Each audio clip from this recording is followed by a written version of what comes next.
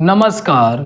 स्वागत है हमारे यूट्यूब चैनल न्यूराइज क्लासेस पर। आज जानेंगे जीएस के महत्वपूर्ण प्रश्न जो पूर्व की परीक्षाओं में पूछे गए हैं, आगामी परीक्षाओं के लिए महत्वपूर्ण है। आज उन्हीं प्रश्नों पर चर्चा किया जाएगा। आइए जान लेते हैं। प्रश्न दिया है, अपने उद्गम स्थल की प्रमुख नदियों के जोड़े मिलाइए। एक तरफ नदियां दी हैं, एक तरफ उद्गम स्थान दिए हैं। तो यमुना जो है वो कहाँ से निकलती है? तो यमुनोत्री से निकलती है। फिर कृष्णा जो है वो कहाँ से निकलती है? तो महाबलेश्वर से निकलती है। फिर गोदावरी जो है वो नासिक से निकलती है। महानदी जो है वो सी हावा से निकलती है। तो इसका जो राइट आंसर होगा वो आंसर नंबर ए सही होगा। आगे चलते हैं। आगे दिया है, निम्नलिखित में से कौन सा बंदरगाह देश सही सुमेलित नहीं है? यहाँ पे नहीं पूछा है। तो इसका जो राइट आंसर है वो आंसर नंबर बी सही होगा। इगारक्का जो है ये जो बंदरगाह है ये चीन में नहीं बल्कि कहाँ है? तो रूस में है। बाकी जो है वो सही सुमेलित है। आगे चलते हैं। अगला प्रश्न दिया है, भारत में नीली क्रांति के जनक के रूप में किसे जाना जाता है? तो इसका जो राइट आंसर है वो आंसर नंबर सी से हुआ। हीरालाल चौधरी को जाना जाता है। और एक लोग और हैं, अरुण कृष्ण जी हैं। हीरालाल चौधरी और अरुण कृष्ण जी को नीली क्रांति के जनक के रूप में जाना जाता है। अगर पूछ लिया जाए हरित क्रांति के जनक तो एम.एस. स्वामीनाथन। अब इनकी मृत्यु 2023 में हो चुकी है और इनको भारत रत्न से सम्मानित किया गया है, ये भी याद रखिएगा। इसलिए और इम्पोर्टेंट बन जाता है। करंट में अगर प्रश्न बनाया जाएगा तो इन्हीं से प्रश्न बना लिया जाएगा। आगे दिया, गैर पारंपरिक ऊर्जा स्रोत वे ऊर्जा स्रोत हैं जो, तो कौन सा है? तो इसका राइट आंसर होगा वो आंसर नंबर बी से होगा, नवीकरणीय। नवीकरणीय ऊर्जा में कौन कौन से आते हैं? तो सौर ऊर्जा हो गई, ज्वारीय ऊर्जा हो गई, पवन ऊर्जा हो गई, और जो भी मतलब जो सृष्टि में असीमित मात्रा में है वो नवीकरणीय ऊर्जा कहलाती है, ये भी याद रखिएगा।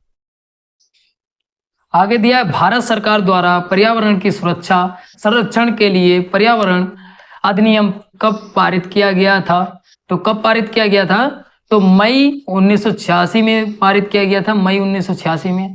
अगर पूछ लिया जाए लागू कब हुआ, तो लागू जो हुआ वो नवंबर 19 नवंबर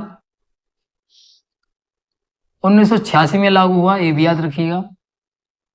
आगे चलते हैं। आगे दिया है, निम्नलिखित में से किस नदी के किनारे एरण नामक स्थान में सती प्रथा के साक्ष्य मिले हैं? तो इसका जो राइट आंसर है वो आंसर नंबर बी से होगा, बीना नदी के किनारे मिले हैं, ये भी याद रखिएगा। और पूछ ले जाए कौन से जिले में है? तो सागर जिले में पड़ता है, ये भी याद रखिएगा, सागर जिले में। आगे चलते हैं। आगे दिया है, निम्नलिखित में से कौन सा ताप विद्युत केंद्र स्थान सही सुमेलित नहीं है? यहाँ पे नहीं पूछा है। इसका जो राइट आंसर होगा वो आंसर नंबर डी से होगा। संजय गांधी जो है वो बिरसिंहपुर है, ये भी याद रखिएगा, बिरसिंहपुर। ये कहाँ पड़ता है? तो उमरिया। बाकी जो है वो सही सुमेलित हैं। आगे दिया है, निम्नलिखित में से किस व्यक्ति को भारत का सोलर गांधी कहा जाता है? तो किसको कहा जाता है सोलर गांधी? तो इसका जो राइट आंसर है वो आंसर नंबर डी से होगा, चेतन सिंह सोलंकी को कहा जाता है। और इन्हीं को सौर पुरुष भी कहा जाता है, ये भी याद रखिएगा। सौर पुरुष भी लिख के आ सकता है, तो ये भी याद रखिएगा। जो चेतन सिंह सोलंकी हैं इन्होंने ऊर्जा संरक्षण और ऊर्जा को बढ़ाने के लिए 20 राज्यों में लगभग 43,000 किलोमीटर की यात्रा की थी। इन्हीं इसलिए इनको सोलर गांधी कहा जाता है, ये भी याद रखिएगा। आगे चलते हैं। आगे प्रश्न दिया, महत्वपूर्ण प्रश्न है, काफी बार परीक्षा में पूछा गया है और आगामी परीक्षाओं के लिए महत्वपूर्ण भी है। प्रश्न दिया है, निम्नलिखित घटनाओं पर विचार करें। इन्हें शुरू करते हुए सबसे पहले से लेकर सबसे अंतिम गतिविधि तक सही काल अनुक्रमिक क्रम से व्यवस्थित करें। तो पहला दिया है, प्रारूप समिति की नियुक्ति जो हुई थी वो 29 अगस्त 1947 में। फिर अंगीकृत जो संविधान किया गया था वो 26 नवंबर, मतलब कि बन के पूर्ण तरीके से बन गया था, तो वो 26 नवंबर 1949 में। फिर लागू कब किया गया? तो 26 जनवरी 1950 में। फिर संविधान सभा की प्रथम बैठक कब हुई थी? तो 9 दिसंबर 1946 में। तो सबसे पहले कौन सा आएगा, तो 4 वाला आएगा, तो 4 वाला 2 में है, फिर 4, फिर कौन सा आएगा, फिर 1947 आएगा, 4 और 1, 4 1 2 में है, बी में भी है, डी में भी है। फिर कौन सा आएगा 2 वाला 1949, तो 2 वाला किस में है, तो डी वाले में है, तो डी वाला ऑप्शन जो है वो बिल्कुल ठीक हो जाएगा। तो इस तरीके से काल अनुक्रमिक पूछा था, मतलब काल के अनुसार सही व्यवस्थित में करना था। अगर संविधान सभा का गठन पूछ लिया जाए तो 1946 में हुआ था। अगर प्रारूप समिति के अध्यक्ष पूछ लिए जाए तो डॉक्टर भीमराव अम्बेडकर हैं। अगर पूछ लिया जाए संविधान सभा के प्रथम जो अध्यक्ष थे वो कौन थे, तो डॉक्टर सच्चिदानंद सिन्हा थे। फिर बाद में कौन बने, तो डॉक्टर राजेंद्र प्रसाद बने। अगर पूछ लिया जाए अस्थायी सदस्य कौन थे, तो डॉक्टर सच्चिदानंद सिन्हा थे। पूछ लिया जाए स्थायी सदस्य कौन थे, तो राजेंद्र प्रसाद थे। अगर पूछ लिया जाए कि संविधान सभा की अंतिम बैठक कब हुई, तो 24 जनवरी 1950 में हुई थी अंतिम बैठक। अगर पूछ लिया जाए जनगण मन जो है वो उसको राष्ट्रीय मान्यता कब मिली, तो 24 जनवरी 1950 को मिली। जिस दिन अंतिम बैठक हुई थी संविधान सभा की उसी दिन मिली थी, ये भी याद रखिएगा। अगर पूछ लिया जाए संविधान सभा जो है उसमें कितने सदस्य थे, तो 389 थे। अगर पूछ लिया जाए प्रारूप समिति में कितने सदस्य थे, तो 7 सदस्य थे। और प्रारूप समिति को ही मसौदा समिति बोला जाता है, ड्राफ्टिंग कमेटी भी बोला जाता है, तो ये याद रखिएगा। अगर पूछ लिया जाए कि जो संविधान बना था उसमें अनुच्छेद कितने थे, तो 395 अनुच्छेद थे, ये भी याद रखिएगा। तो इतनी जानकारी ये संविधान के बारे में। आगे चलते हैं। आगे दिया है निम्नलिखित में से कौन लोकसभा की पहली महिला अध्यक्ष हैं, तो इसका जो राइट आंसर है वो आंसर नंबर सी से होगा, मीरा कुमारी। और इनका अगर समय पूछ लिया जाए तो 2009 से 2014 के बीच रही थी, ये भी याद रखिएगा। और ये लोकसभा की कितने नंबर की जो थी वो अध्यक्ष थी, तो 15वें नंबर की अध्यक्ष थी, ये भी याद रखिएगा। और पहली महिला अध्यक्ष थी, ये इंपोर्टेंट बन जाता है। फिर आगे चलते हैं। आगे दिया है निम्नलिखित में से कौन सा जोड़ा सही सुमेलित नहीं है, यहाँ पे नहीं पूछा है, तो इसका जो राइट आंसर है वो आंसर नंबर ए सही होगा। मध्य प्रदेश में जो विधानसभा की सीटें हैं ये 230 हैं, 232 नहीं है। गोवा में जो 70 हैं बिल्कुल ठीक है। उत्तर प्रदेश में 403 बिल्कुल ठीक है। उत्तराखंड में 70 बिल्कुल ठीक है। आगे चलते हैं। आगे दिया है 1918 में संयुक्त प्रांत किसान सभा का गठन निम्नलिखित में से किस नेता द्वारा किया गया था, तो किस नेता द्वारा किया गया था, तो इसका जो राइट आंसर है वो आंसर नंबर बी सही हुआ, इंद्र नारायण द्विवेदी के द्वारा।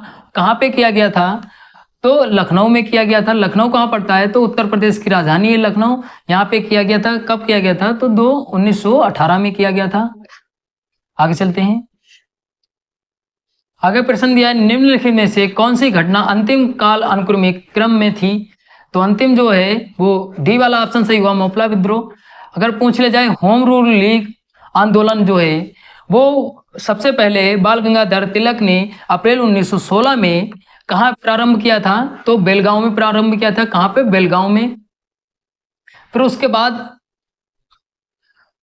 बाद जो प्रारंभ किया था वो एनी बेसेंट ने सितंबर 1916 में ही, सितंबर 1916 में कहाँ पर प्रारंभ किया था, तो मद्रास में प्रारंभ किया था, मद्रास, ये भी याद रखिएगा। फिर अगर पूछ रहे जलियांवाला बाग जो हत्याकांड कब हुआ था, तो 1919 में हुआ था।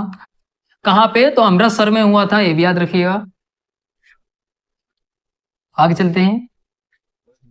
आगे दिया है निम्नलिखित में से कौन सी एक आर्थिक गतिविधि नहीं है, तो आर्थिक जो है वो ऑप्शन नंबर सी से हुआ, शैक्षिक सामाजिक सेवा जो है वो आर्थिक गतिविधि नहीं है, ये भी याद रखिएगा।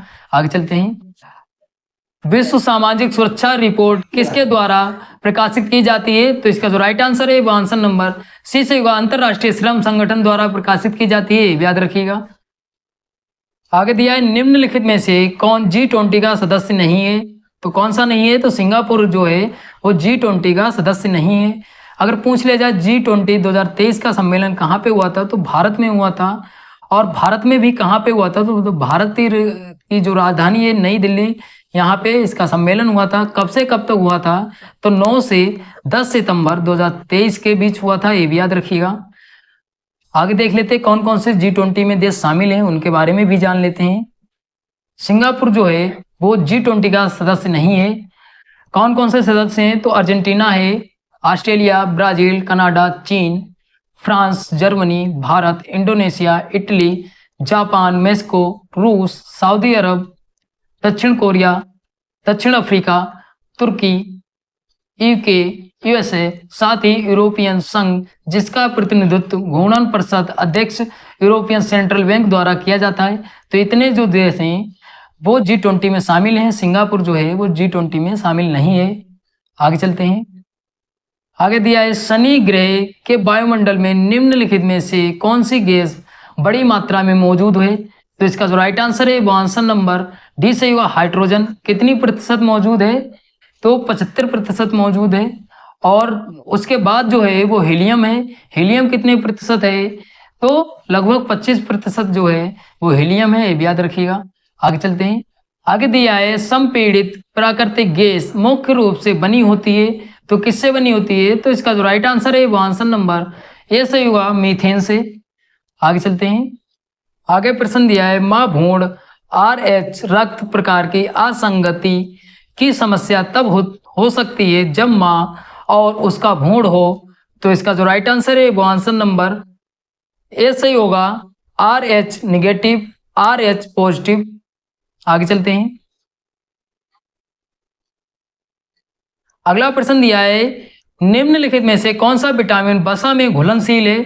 तो इसका जो राइट आंसर है वो आंसर नंबर सी से होगा, विटामिन ए, विटामिन डी जो है वो वसा में घुलनशील है, याद रखिएगा। आगे चलते हैं। आगे प्रश्न दिया है घातक मलेरिया किसके कारण होता है? तो इसका जो राइट आंसर है वो आंसर नंबर सी से होगा, प्लाज्मोडियम फ्लैसीपेरम। आगे चलते हैं। अगला प्रश्न दिया जापानी एन्सेफेलाइटिस उत्पन्न करने वाले विषाणु से मानव शरीर का कौन सा भाग संक्रमित होता है? तो इसका जो राइट आंसर है वो आंसर नंबर ए सही होगा, दिमाग। अगला प्रश्न दिया है बायोमास का उल्टा पिरामिड किस पारिस्थितिकी तंत्र में पाया जा सकता है? तो इसका जो राइट आंसर है वो आंसर नंबर बी सही होगा, समुद्र में। प्रश्न दिया है विश्व पशु स्वास्थ्य संगठन का मुख्यालय कहाँ है? तो इसका जो राइट आंसर है वो आंसर नंबर ए सही हुआ, पेरिस। कहाँ पे? पेरिस में। इसकी अगर स्थापना पूछ ली जाए तो 1924 में हुई थी, ये भी याद रखिएगा। आगे चलते हैं। आगे प्रश्न दिया है मोर भारत का राष्ट्रीय पक्षी कब घोषित किया गया? तो कब घोषित किया गया? तो 1963 में घोषित किया गया। ऑप्शन नंबर डी सही होगा। आगे चलते हैं। अगला प्रश्न दिया है अब तक कितने पूर्व राष्ट्रपतियों को भारत रत्न से सम्मानित किया जा चुका है? तो कितने को सम्मानित किया जा चुका है? तो 6 लोगों को सम्मानित किया जा चुका है। कौन कौन से लोग हैं जान लेते हैं। 6 लोगों में सर्वपल्ली राधाकृष्णन है, राजेंद्र प्रसाद है, जाकिर हुसैन है, APJ अब्दुल कलाम है, डॉक्टर BB गिरी है, प्रणब मुखर्जी हैं। ये 6 लोगों को कुल मिला के भारत रत्न दिया जा चुका है। और अभी अगर आपको भारत रत्न के बारे में जो 2023 में वितरित किए गए हैं 5 लोगों को, उसके बारे में जानना है तो आप चैनल पे जाइए, उसमें लिखा होगा भारत रत्न 2023, संपूर्ण जानकारी दी है। 5 लोगों को भारत रत्न दिया है, कौन से सेक्टर से संबंधित थे, कौन कौन है, इन सब के बारे में मैंने उस वीडियो में कंप्लीटली जानकारी दी है, तो आप वहां से जाके देख सकते हैं भारत रत्न के बारे में 2023 में जिन लोगों को दिया गया है। आगे दिया है केंद्रीय औद्योगिक सुरक्षा बल के महानिदेशक के रूप में नियुक्त होने वाली पहली महिला अधिकारी कौन है? तो इसका जो राइट आंसर है वो आंसर नंबर ए सही हुआ, नीना सिंह। और 1989 बैच के ये IPS अधिकारी थी, इनको नियुक्त किया गया था, ये भी याद रखिएगा। अगला प्रश्न दिया भारत छोड़ो आंदोलन वर्ष में शुरू किया गया था, तो कौन से वर्ष में शुरू किया गया था? तो 8 अगस्त 1942 में शुरू किया गया था, ये भी याद रखिएगा, 1942 में। तो इसका जो राइट आंसर होगा वो आंसर नंबर ए सही होगा। और कहाँ से प्रारंभ किया गया था? भारतीय राष्ट्रीय कांग्रेस के सम्मेलन हो रहा था मुंबई में, वहां से प्रारंभ किया गया था, ये भी याद रखिएगा। अगला प्रश्न दिया महत्वपूर्ण प्रश्न है भारतीय राष्ट्रीय कांग्रेस की स्थापना के बारे में निम्नलिखित कथनों में से कौन सा कथन सही है? तो पहला कथन दिया है भारतीय राष्ट्रीय कांग्रेस का गठन 1885 में हुआ था। फिर दूसरा दिया है भारतीय राष्ट्रीय कांग्रेस के पहले अध्यक्ष वो महेश चंद्र बनर्जी। तो इसका जो राइट आंसर है वो आंसर नंबर सी सही हुआ। 1 और 2 जो कथन है बिल्कुल ठीक है। इसकी स्थापना हुई थी 28 दिसंबर 1885 में हुई थी, ये भी याद रखिएगा। और पहले जो अध्यक्ष थे वो बनर्जी जी थे, ये भी याद रखिएगा। अगला प्रश्न दिया है स्कर्वी एक बीमारी है की कमी इसके कारण होती है, तो किसके कमी के कारण होती है? तो ऑप्शन नंबर सी सही होगा, विटामिन सी की कमी से होती है, ये भी याद रखिएगा। और ये किससे प्राप्त होती है? नींबू, आंवला वगैरह विटामिन सी प्राप्त होती है, ये भी याद रखिएगा। और रतौंधी रोग किससे होता है? तो विटामिन ए की कमी से होता है। और सबसे ज्यादा अगर विटामिन ए प्राप्त होती है तो गाजर में प्राप्त होती है, ये भी याद रखिएगा। अगला प्रश्न दिया, भारत का संविधान को लागू हुआ, तो कब लागू हुआ? तो 26 जनवरी 1950 में लागू हुआ। अगर ये पूछ लिया जाए कि कब बन के तैयार हो गया था, अंगीकृत कब किया गया, तो 26 नवंबर 1949 में, ये भी याद रखिएगा। अगर पूछ लिया जाए तो संविधान को बनने में कितना टाइम लगा, तो 2 वर्ष 11 माह 18 दिन। अगर पूछ लिया जाए संविधान किसके द्वारा बनाया गया, तो संविधान सभा द्वारा इसका निर्माण किया गया, ये भी याद रखिएगा।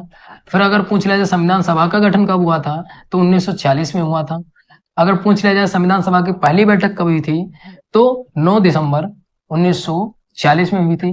अगर पूछ लिया जाए संविधान सभा की अंतिम बैठक कब हुई थी, तो 24 जनवरी 1950 में हुई थी, ये भी याद रखिएगा। अगर पूछ लिया जाए संविधान सभा में कितने सदस्य थे, तो 389 सदस्य थे। और एक प्रारूप समिति भी बनाई गई थी। प्रारूप समिति में कितने सदस्य थे, तो 7 सदस्य थे। और पूछ लिया जाए प्रारूप समिति के अध्यक्ष कौन थे, तो डॉक्टर भीमराव अम्बेडकर थे। और अगर पूछ लिया जाए संविधान सभा के पहले अध्यक्ष कौन थे, तो सत्यानंद सिन्हा थे। फिर बाद में कौन बनाए गए, तो राजेंद्र प्रसाद बनाए गए, ये भी याद रखिएगा। तो इतनी जानकारी ये संविधान और संविधान सभा के बारे में हो गई। आगे चलते हैं। अगला प्रश्न दिया है, संघ और उसके अधिकार क्षेत्र के संबंध में निम्नलिखित कथनों पर विचार कीजिए। पहला कथन दिया है, भारत 18 राज्यों 8 संघ शासित प्रदेशों से बना है। फिर दूसरा दिया है, भारत राज्यों का एक संघ है जो एक संपूर्ण प्रभुत्ता संपन्न समाजवादी पंथ निरपेक्ष संसदीय व्यवस्था की सरकार वाला लोकतांत्रिक गणराज्य है। तो इसका सही कथन पहचानना है, तो इसका जो राइट आंसर है वो आंसर नंबर सी सही होगा। और जान लेते इसके बारे में। भारतीय संविधान में वन वन में कहा गया है कि इंडिया जो है वो भारत है, ये भी याद रखिएगा। और राज्यों का संघ होगा, ये कहा गया है, ये भी याद रखिएगा। संविधान सभा में डॉक्टर भीमराव अम्बेडकर ने कहा है, वन वन में अनुच्छेद वन में ही कहा, संघ का प्रयोग जानबूझकर किया गया है, जिसमें 2 अर्थ हैं, भारतीय संघ इकाइयों के मध्य समझौते का परिणाम नहीं है। और जो भारत है वो 28 राज्य और 8 केंद्र शासित प्रदेशों से मिलकर बना है। और समाजवादी पंथ निरपेक्ष लोकतांत्रिक, ये जो शब्द हैं वो प्रस्तावना में है, ये भी याद रखिएगा। आगे चलते हैं। अगला प्रश्न दिया, निम्नलिखित में से कौन सी स्वतंत्र भारत की पहली बहुउद्देशीय नदी घाटी परियोजना है? तो कौन सी है? तो इसका जो राइट आंसर है वो आंसर नंबर 20 सही हुआ, दामोदर घाटी परियोजना, ये भी याद रखिएगा। अगला प्रश्न दिया है, देवप्रयाग अलकनंदा और नदियां के संगम पर स्थित हैं। तो इसका जो राइट आंसर है वो आंसर नंबर ए सही हुआ, भागीरथी। भागीरथी और अलकनंदा जो है वो देवप्रयाग में मिलकर गंगा बनती है, ये भी याद रखिएगा। अगर पूछ लिया जाए जो भागीरथी है वो कहाँ से निकलती है, तो उत्तराखंड के गोमुख के निकट गंगोत्री हिमनद से निकलती है। और अलकनंदा अगर पूछ लिया जाए तो अलकनंदा जो निकलती है सतोपथ से निकलती है, ये भी याद रखिएगा, सतोपथ से। तो इतनी जानकारी हो गई। आगे चलते हैं। अगला प्रश्न दिया है, नाम मात्र जीडीपी है, तो जीडीपी क्या है? तो इसका जो राइट आंसर है वो आंसर नंबर 20 सही होगा। जीडीपी का मूल्यांकन मौजूदा बाजार कीमतों पर किया जाता है, तो इसका अर्थ है, ये भी याद रखिएगा। अगला प्रश्न दिया है, भारत के उपराष्ट्रपति के संबंध में निम्नलिखित कथनों पर विचार करें। पहला दिया है, वह राज्यसभा का पदेन अध्यक्ष है। फिर दूसरा दिया है, वह संसद के दोनों सदनों के सदस्यों से बने एक निर्वाचक मंडल के सदस्यों द्वारा चुना जाता है। तो इसका जो राइट आंसर है वो आंसर नंबर सी सही होगा। दोनों जो कथन है वो बिल्कुल ठीक है। भारत में उपराष्ट्रपति होगा, इसका प्रावधान अनुच्छेद 63 में किया गया है। और दोनों सदनों के जो सदस्य हैं निर्वाचक मंडल से चुना जाएगा जो उपराष्ट्रपति, उसका प्रावधान जो किया गया है वो अनुच्छेद 66 में किया गया है, ये भी याद रखिएगा। राज्यसभा के 12 जो होते हैं सदस्य वो मनोनीत करता है उपराष्ट्रपति, ये भी याद रखिएगा। आगे चलते हैं। अगला प्रश्न दिया है, पानीपत का तीसरा युद्ध कब हुआ? तो कब हुआ? तो इसका जो राइट आंसर है वो आंसर नंबर सी से हुआ, 1761 में। किसके किसके बीच हुआ? तो अहमद शाह अब्दाली के बीच और सदाशिवराव भाव के बीच हुआ, ये भी याद रखिएगा। आगे चलते हैं। अगला प्रश्न दिया, निम्नलिखित में से कौन सी नास्तिक विचारधारा है? तो इसका जो राइट आंसर है वो आंसर नंबर डी से हुआ, बौद्ध। आगे चलते हैं। अगला प्रश्न दिया, गरबा नृत्य जिसे यूनेस्को की मानवता की अमूर्त सांस्कृतिक विरासत की सूची में शामिल किया गया है। ये किस राज्य से संबंधित है? तो इसका जो राइट आंसर है वो आंसर नंबर सी से होगा, गुजरात। आप गा से गुजरात, गा से गरबा याद कर सकते हैं। और आप अगर संपूर्ण जानकारी लेना चाहते हैं कि कब शामिल किया गया अमूर्त सांस्कृतिक विरासत में, और ये कहाँ का है, और अभी तक कितने अमूर्त सांस्कृतिक विरासत में शामिल किए गए, इन सब के बारे में मैंने एक स्पेशली वीडियो बनाई है। 2023 में गरबा जो शामिल किया गया है उसके बारे में, तो आप चैनल पे जाके देख सकते हैं। हालांकि 15वें नंबर पे गरबा नृत्य जो है वो अमूर्त सांस्कृतिक विरासत में शामिल किया गया है, ये भी याद रखिएगा। आगे चलते हैं। अगला प्रश्न दिया है, भारत की 12वीं पंचवर्षीय योजना की अवधि क्या थी? तो क्या थी? तो इसका जो राइट आंसर है वो आंसर नंबर सी से हुआ 12 से 17, लेकिन बीच में जो नीति आयोग लागू हो गया 2015 में, ये भी याद रखिएगा। अगला प्रश्न दिया, हिमालय की सबसे बाहरी श्रृंखला को क्या कहा जाता है? तो इसका जो राइट आंसर है वो आंसर नंबर ए से हुआ शिवालिक। आगे दिया, निम्नलिखित कथनों पर विचार करें और नीचे दिए गए सही विकल्पों पर विचार करें। तो पहला दिया है, पृथ्वी की सतह परावैंगनिक विकिरणों के रूप में ऊष्मा को पुनः उत्सर्जित करती है। फिर दूसरा दिया है, बादल और गैसें आने वाले सौर विकिरण का लगभग 1/4 को प्रतिबंधित करते हैं। तो इसका जो राइट आंसर है वो आंसर नंबर सी सही होगा। ना एक कथन सही है ना दो ही सही है। आगे चलते हैं। अगला प्रश्न दिया, बौद्ध दर्शन के विशेषता के संबंध में निम्नलिखित कथनों पर विचार करें। पहला कथन दिया, बौद्ध दर्शन का बीज गौतम बुद्ध की ही शिक्षाओं में ही मिलता है। फिर दूसरा दिया है, बुद्ध ने हमेशा दार्शनिक समस्याओं में उलझने के बजाय मानवीय कष्टों से मुक्ति के लिए नैतिक जीवन जीने पर जोर दिया। तो इसका जो राइट आंसर है वो आंसर नंबर बी से हुआ। केवल 2 कथन जो है वो सत्य है। आगे चलते हैं। अगला प्रश्न दिया है, ग्रेफाइट हीरा मूलतः के परमाणुओं से बने हैं। तो इसका राइट आंसर है वो आंसर नंबर बी से होगा, कार्बन से। अगला प्रश्न दिया है, फातिमा बीवी जिनका हाल ही में निधन हो गया है, वे भारत की पहली महिला हैं। तो क्या है? तो आंसर नंबर बी से होगा, सर्वोच्च न्यायालय की प्रथम महिला न्यायाधीश थी। कब ये सर्वोच्च न्यायालय की प्रथम महिला न्यायाधीश थी? तो 1989 में थी। फिर उसके बाद 1992 में ये जो है तमिलनाडु की राज्यपाल बनी थी, ये भी याद रखिएगा। आगे चलते हैं। अगला प्रश्न दिया, जहरीली गैसों को खत्म करने के लिए उत्प्रेरक रूपांतरणों में निम्नलिखित में से किस धातु का उपयोग उत्प्रेरक के रूप में किया जाता है? तो इसका जो राइट आंसर है वो आंसर नंबर सी से हुआ, रोडियम। आगे चलते हैं।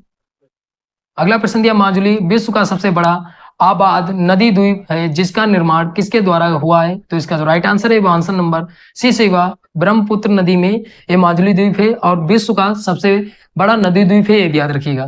प्रश्न दिया है, नीचे दिए गए 4 युगों में से कितने युग सही सुमेलित हैं? तो देख लेते हैं सही सुमेलित कौन से हैं।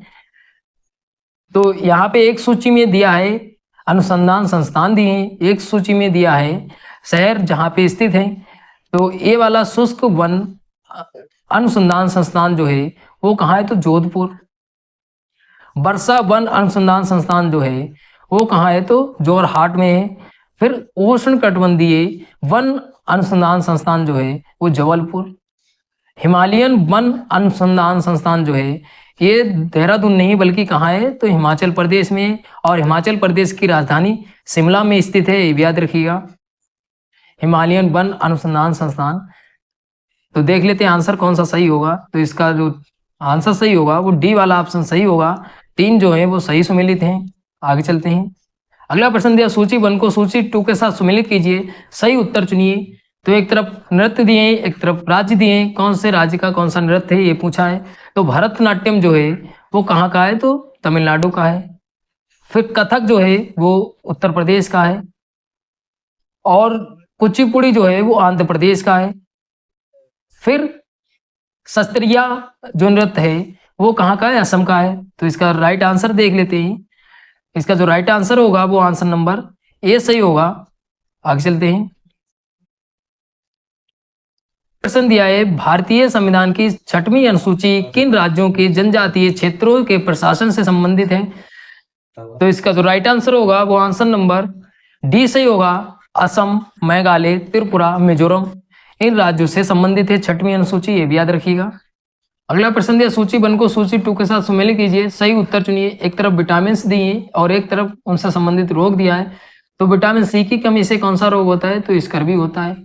फॉलिक अम्ल की कमी से रक्त संबंधी रोग होता है। फिर विटामिन ए की कमी से रतौंधी रोग होता है। और विटामिन B1 की कमी से कौन सा होता है, तो बेरी रोग होता है। तो इसका जो राइट आंसर होगा वो आंसर नंबर बी होगा। आंसर नंबर बी सही होगा। आगे चलते हैं।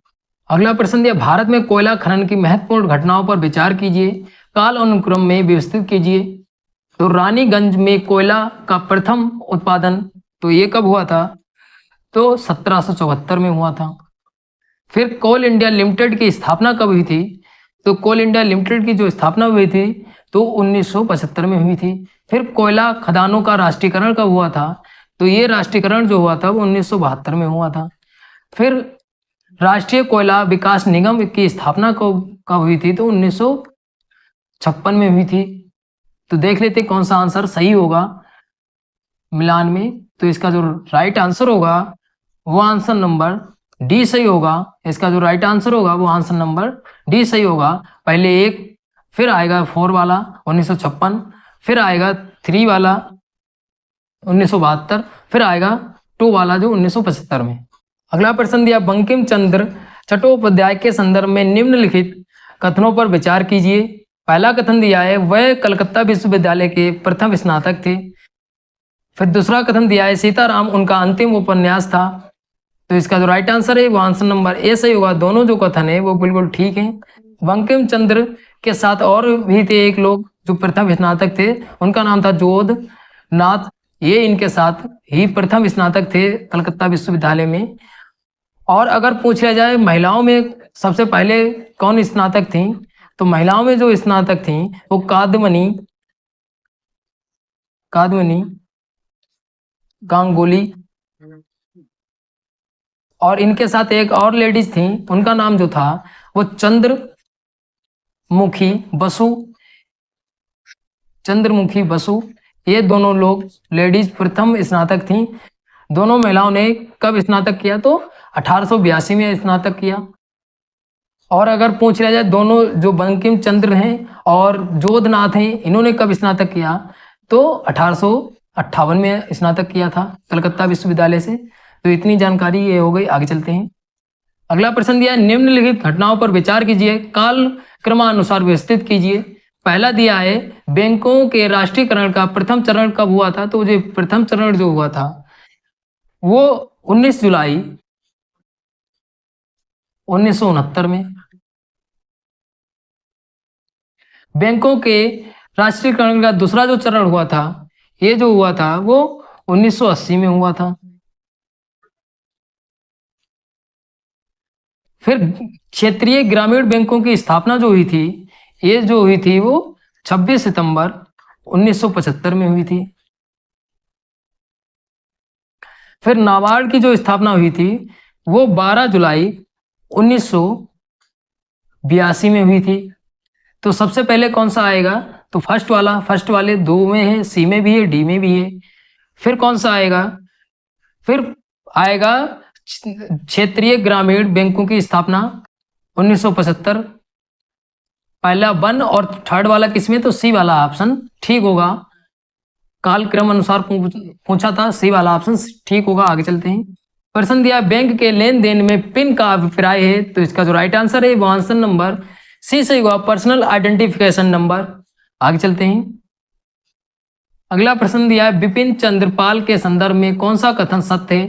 पहला कथन दिया है, वह ब्रह्म समाजी नेता तथा समाज सुधारक थे। फिर दूसरा दिया है, न्यू इंडिया नाम की साप्ताहिक पत्रिका प्रकाशित किया।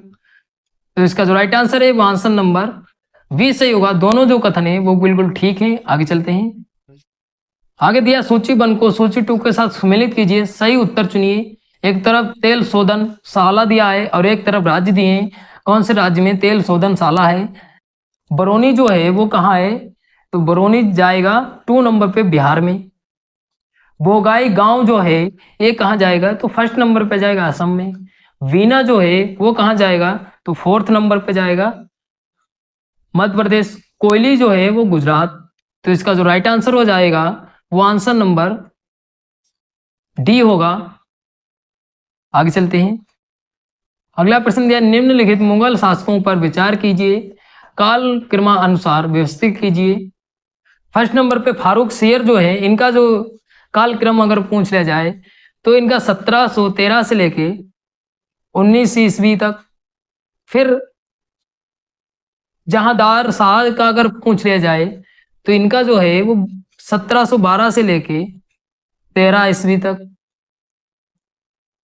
फिर बहादुर शाह का अगर पूछ लिया जाए तो इनका जो है वो 1707 से लेके 12 ईस्वी तक। महमूद शाह का अगर पूछ लिया जाए तो इनका जो है वो 1719 से लेके 48 ईस्वी तक। तो इसमें क्रम देख लेते हैं। तो सबसे पहले जो आएगा वो थर्ड वाला आएगा। थर्ड वाला पहले में है तो थर्ड वाला सबसे पहले में है ए वाले में, तो ऑप्शन नंबर ए सही हो जाएगा। संध्या भारतीय संविधान की प्रस्तावना में उल्लिखित सही क्रम कौन सा है? तो इसका जो राइट आंसर है वो आंसर नंबर बी सही होगा। संपूर्ण प्रभुत्व संपन्न समाजवादी पंथ निरपेक्ष लोकतंत्रात्मक। और अगर पूछ लिया जाए जो अखंडता शब्द है और पंथ निरपेक्ष शब्द है ये कब जोड़ा गया? तो 42वें संविधान संशोधन द्वारा इसको जोड़ा गया। कब संशोधन हुआ था? तो 1976 में किया गया था। ये भी याद रखिएगा। आगे चलते हैं। अगला प्रश्न दिया, पंचायती राज के संदर्भ में कौन सा कथन सही है? इसका जो राइट आंसर होगा वो आंसर नंबर सी सही होगा। पंचायती राज संस्थाओं का चुनाव राज्य चुनाव आयोग के पर्यवेक्षण में होता है, ये भी याद रखिएगा। और न्यूनतम जो आयु होती है ये 21 वर्ष होती है चुनाव के लिए, ये भी याद रखिएगा। आगे चलते हैं। अगला प्रश्न दिया, एक मार्क के संबंध में निम्नलिखित कथनों में से कौन सा कथन सही है? यहाँ पे कथन सही पूछा है। तो एक मार्क कृषि उत्पादों की गुणवत्ता का सूचक है। फिर दूसरा दिया है, एक मार्क का प्रमाण पत्र भारतीय खाद्य निगम द्वारा जारी किया जाता है। तो इसका जो राइट आंसर है वो आंसर नंबर 20 सही होगा। केवल एक जो कथन है वो बिल्कुल ठीक है। इसका जो प्रमाण पत्र जारी किया जाता है एक केंद्रीय कृषि एवं किसान कल्याण जो विभाग है उसके द्वारा ये जारी किया जाता है, ये भी याद रखिएगा। आगे चलते हैं। अगला प्रश्न दिया, उत्तर प्रदेश के संदर्भ में निम्नलिखित कथनों में से कौन सा कथन सही है? यहाँ पे सही कथन पूछा है। पहला कथन दिया है, उत्तर प्रदेश 9 आर्थिक क्षेत्रों में बटा है। फिर दूसरा दिया है, उत्तर प्रदेश में 11 कृषि जलवायु क्षेत्र हैं। तो इसका जो राइट आंसर है वो आंसर नंबर 20 सही होगा। ना तो एक ना तो दो सही है, कोई भी कथन सही नहीं है। जो आर्थिक क्षेत्र है वो 4 क्षेत्रों में बांटा गया है। कौन कौन से हैं? तो 4 जो क्षेत्र हैं उसमें पश्चिमी क्षेत्र है, केंद्रीय क्षेत्र है, पूर्वी क्षेत्र है और बुंदेलखंड क्षेत्र है। ये 4 क्षेत्रों में आर्थिक क्षेत्रों में बांटा गया है। और कृषि जलवायु में पूछ लिया जाए तो कृषि जलवायु में 9 कृषि जलवायु में बांटा गया है उत्तर प्रदेश को। कौन कौन सी है? तो केंद्रीय मैदान है, दक्षिण पश्चिम अर्ध शुष्क है, बुंदेलखंड है और पूर्वी मैदान है, उत्तर पूर्वी मैदान है, बिंद है, भाबर तराई है, पश्चिमी मैदान और पश्चिमी मैदानी क्षेत्र जो है इनमें बांटा गया है, ये भी याद रखिएगा। अगला प्रश्न दिया, निम्नलिखित कथनों पर विचार कीजिए। पहला कथन दिया, मुरादाबाद तांबे के काम के लिए प्रसिद्ध है। उसने दुनिया भर में हस्तशिल्प उद्योग में अपनी एक अलग पहचान बनाई है। फिर दूसरा कथन दिया है, मुरादाबाद विशेष आर्थिक क्षेत्र उत्तर भारत में उत्तर प्रदेश सरकार द्वारा विकसित पहला सेज है। तो आंसर देख लेते हैं इसका जो राइट आंसर होगा वो आंसर नंबर डी वाला होगा। कथन नंबर 2 जो है वो बिल्कुल ठीक है। जो मुरादाबाद है ये तांबे के लिए नहीं बल्कि पीतल के लिए जाना जाता है, ये भी याद रखिएगा। इसलिए कथन नंबर 1 जो है वो गलत हो जाता है। आगे चलते हैं। अगला प्रश्न दिया है, अभिकथन और कारण दिया है। तो अभिकथन देख लेते हैं, जौनपुर को सराज ए हिंद के नाम से जानते हैं। फिर कारण जो दिया है, जौनपुर साकी काल में शिक्षा के महान केंद्र के रूप में था। तो इसका जो राइट आंसर है वो आंसर नंबर 20 सही होगा। कथन और कारण दोनों सत्य हैं और कथन और कारण व्याख्या भी करता है। अगर पूछ लिया जाए जौनपुर की स्थापना किसने की थी तो फिरोज शाह तुगलक ने की थी। और किसकी याद में की थी? तो अपने भाई की याद में, जोना खां जो था भाई इनका, उसकी याद में जौनपुर की स्थापना की थी, ये भी याद रखिएगा। आगे चलते हैं। अगला प्रश्न दिया है, निम्नलिखित में से रॉकेट किस सिद्धांत पर कार्य करता है? तो इसका जो राइट आंसर है वो आंसर नंबर सी सही होगा, गति का संरक्षण। आगे चलते हैं। अगला प्रश्न दिया, निम्नलिखित कथनों में से कौन सा कथन गलत है? यहाँ पे गलत कथन पूछे तो इसका राइट आंसर देख लेते हैं। इसका जो राइट आंसर होगा वो आंसर नंबर डी सही होगा। कथन बी और कथन सी और कथन डी जो है वो गलत है। बी वाला कथन देख लेते हैं, संविधान के अनुच्छेद 21 के अंतर्गत मृत्यु का अधिकार मूलभूत अधिकार है, ये भी कथन नंबर जो बी है वो भी गलत है। फिर भारतीय संविधान एक पूर्ण संघीय संविधान है, तो ये भी कथन गलत है। और फिर दिया है भारतीय संविधान के अनुसार मूलभूत अधिकारों को हटाया जा सकता है, ये भी गलत है। तो कथन नंबर जो सही आंसर होगा वो आंसर नंबर डी सही होगा। बी सी डी जो कथन है वो गलत है और गलत ही कथन पूछा था, तो कथन नंबर ए जो है वो बिल्कुल ठीक है। आगे चलते हैं। अगला प्रश्न दिया, सूची 1 को सूची 2 के साथ सम्मिलित कीजिए, सही उत्तर चुनिए। एक तरफ अकादमी नाम दिए और एक तरफ स्थापना वर्ष दिया है। तो राज्य ललित कला अकादमी लखनऊ, इसकी जो स्थापना हुई थी 1962 में हुई थी। फिर उत्तर प्रदेश संगीत नाटक अकादमी लखनऊ में है, इसकी स्थापना जो हुई थी ये हुई थी 1963 में। ये वाला दिया है भारतेंदु नाट्य अकादमी लखनऊ, इसकी जो स्थापना हुई थी वो 1975 में हुई थी। फिर अयोध्या शोध संस्थान अयोध्या, इसकी जो स्थापना हुई थी वो 1986 में हुई थी।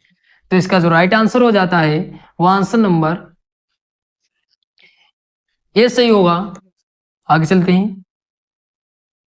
फिर एक कथन और कारण का प्रश्न दिया है। प्रश्न दिया है, संविधान संघ की कार्यपालिका शक्ति भारत के राष्ट्रपति में निहित करता है। फिर कारण दिया है, भारत का राष्ट्रपति राज्य का संवैधानिक प्रमुख होता है। तो इसका जो राइट आंसर है वो आंसर नंबर ये सही होगा। कथन और कारण दोनों सही हैं और व्याख्या भी करता है। और अगर अनुच्छेद पूछ लिया जाए कि कौन जो भारत का राष्ट्रपति है जो कार्यपालिका की शक्ति है कौन से अनुच्छेद के तहत निहित करता है, तो अनुच्छेद 53 के तहत, ये भी याद रखिएगा। आगे चलते हैं। अगला प्रश्न दिया, निम्नलिखित युग्मों में से कौन सा युग्म सही सुमेलित है। तो इसका जो राइट आंसर होगा वो आंसर नंबर सी से होगा। बागबनी इमली शहीद स्मारक जो है वो फतेहपुर में है, ये भी याद रखिएगा। चीनी मंदिर जो है वो महोबा में नहीं बल्कि कहाँ है चीनी मंदिर, तो कुशीनगर में है, कुशीनगर। और देवी पाटन मंदिर जो है ये कहाँ पे है, तो बलरामपुर में है, बलरामपुर। समस्तपुर पश्चिम बिहार जो है वो अमेठी में नहीं बल्कि कहाँ है, तो रायबरेली में है। आगे चलते हैं। अगला प्रश्न दिया, निम्नलिखित में से कौन सा एक सुमेलित नहीं है, यहाँ पे नहीं पूछा है। एक तरफ बोर्ड दिए हैं आपके और एक तरफ मुख्यालय दिए हैं, कहाँ पे मुख्यालय है। तो इसका जो राइट आंसर है वो आंसर नंबर ए से होगा। कॉफी बोर्ड का मुख्यालय जो है वो हैदराबाद नहीं बल्कि कहाँ है, तो बेंगलुरु में है। और इसकी स्थापना कब हुई थी कॉफी बोर्ड की, तो 1942 में हुई थी। तो इतने जीएस के प्रश्न थे। आशा करते हैं आपको वीडियो अच्छी लगी होगी। अच्छी लगी तो लाइक शेयर कमेंट करिए, और कोई डाउट भी बचता है तो आप कमेंट करके पूछ सकते हैं। धन्यवाद।